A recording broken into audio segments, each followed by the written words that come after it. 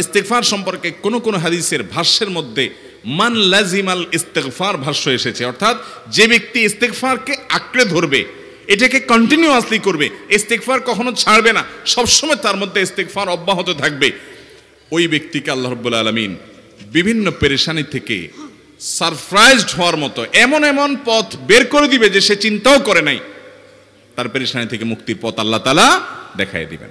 ইস্তেগফার কিভাবে করবেন ভাই? ইস্তেগফার এমন একটা আমল, এটা ছাড়া তো আমাদের উপায় নাই ভাই। ইস্তেগফার আমাদের দুনিয়ার পেরেশানি দূর করবে, আখিরাতের পেরেশানি দূর করবে।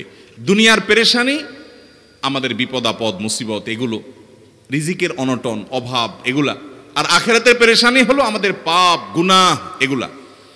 কোরআনে কারিমে আল্লাহ রাব্বুল আলামিন সূরা নূহের মধ্যে আল্লাহ নবী নূহ আলাইহিস সালাম তার সম্পর্কে বলছেন, ফাকুলতুস্তাগফিরু রাব্বাকুম ইন্নাহু কানা গাফফারা ইউরসিলিস সামাআ আলাইকুম মিদরারা ওয়া ইউমদিদুকুম বিআমওয়ালিন ওয়া বানিন ওয়া ইয়াজআল লাকুম জান্নাতিন ওয়া ইয়াজআল লাকুম আনহারা।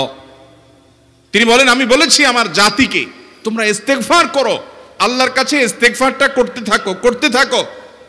রুটি ইনকাম নাই, ব্যবসা খারাপ যাচ্ছে, পেরেশানি হচ্ছে, ইস্তেগফার ধরো, কি হবে? ইন্নাহু কানা গাফফারা। যদি ইস্তেগফার করো, এক নম্বর লাভ হলো আল্লাহ মাফ করে দিবেন গুনাহ। ইউরসিলিস সামাআ আলাইকুম মিদরারা, যাতে ফসল ভালো হয়, রিজিক ভালো হয়, সেই ব্যবস্থা আল্লাহ করবেন।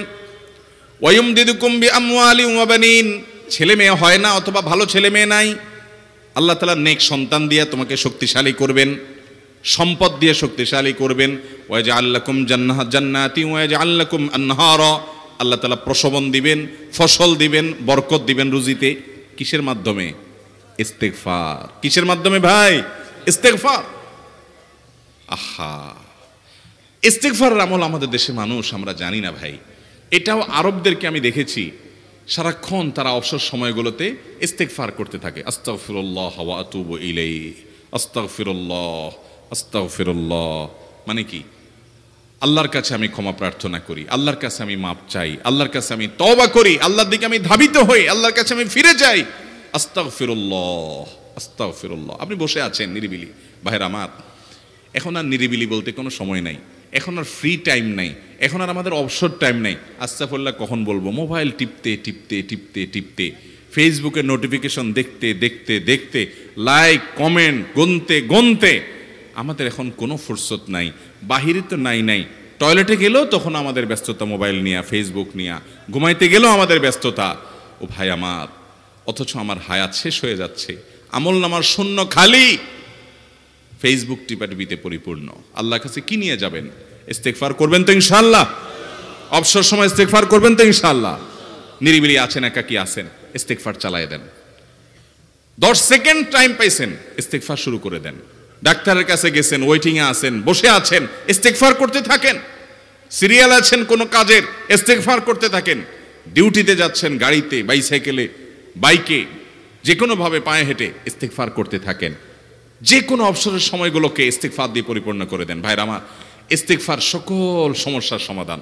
ইস্তেগফারের ভিতরে সবচেয়ে শ্রেষ্ঠ ইস্তেগফার হলো সাইয়্যিদুল ইস্তেগফার। সাইয়্যিদুল ইস্তেগফারটা যদি মুখস্থ না পারেন, অন্তত লিখিত ভার্সনটা পড়েন।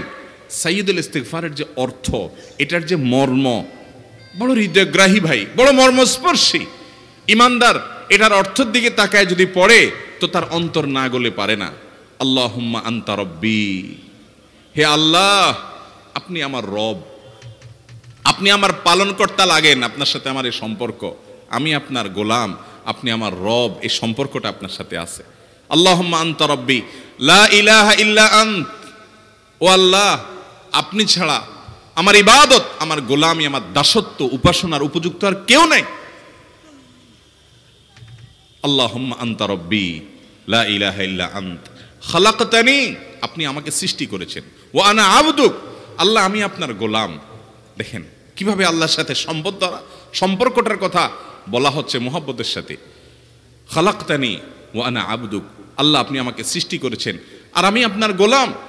ওয়া আনা আলা আহদিকা ওয়া ওয়া'দিকা মাস্তাতা'তু, আল্লাহ আপনার সাথে যে অঙ্গীকার করেছিলাম, আলাস্তু বিরব্বিকুম, আপনি জিজ্ঞেস করেছেন, আলমে আরওয়াহাতে আমরা বলেছি বালা, হ্যাঁ আপনি আমার রব, আপনাকে রব হিসাবে স্বীকৃতি দিয়ে আপনার গোলামি করার যে অঙ্গীকার আমরা করেছি, কালিমাতুশ শাহাদা যে আমরা পাঠ করেছি, এই যে আপনার সাথে কৃত অঙ্গীকার, রব হিসাবে স্বীকৃতি দেওয়ার পর, গোলাম হিসাবে মেনে নেওয়ার পর, আমি আপনার যে গোলামি করার কথা ছিল, ওয়ানা আলা আহদিকা ওয়া ওয়াদিকা মাস্তাতাতু, যতটুকু পারছি আমি সে ওয়াদার উপরে থাকার চেষ্টা করছি আল্লাহ। ওয়ানা আলা আহদিকা ওয়া ওয়াদিকা মাস্তাতাত আবু লাকা বিনি'মাতিকা আলাই,